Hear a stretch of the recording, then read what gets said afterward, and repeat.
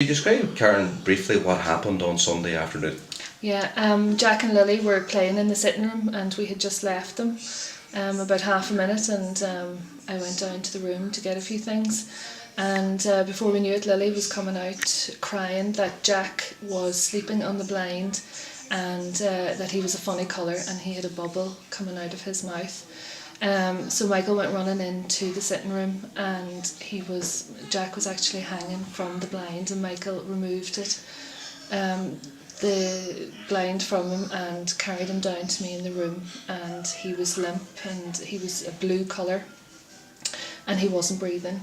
So Michael gave him mouth to mouth, and after about 5 or 6 breaths, thankfully Jack came back to life and was crying and breathing again.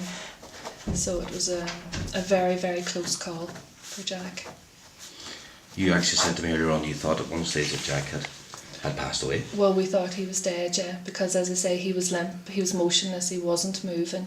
So that was just the first thing that came into our heads. But obviously you just have to go into, this mode of getting him as well as we could do. So obviously Michael giving him the mouth to mouth, and I phoned 999 as well, so they've been really helpful. In light of what happened on Sunday, Karen, I suppose your appeal would be to all parents and particularly to the government. I know you're campaigning now, or you're basically looking for some safety measures and legislation to be put in place regarding the safety of blinds. That's right, yeah.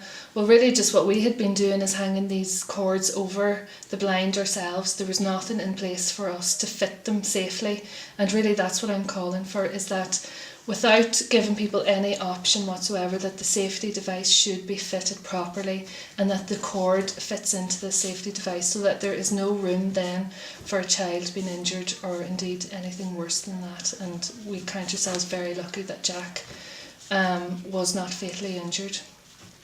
But definitely if we could have these blinds, the fitting in, and that would really, really help matters.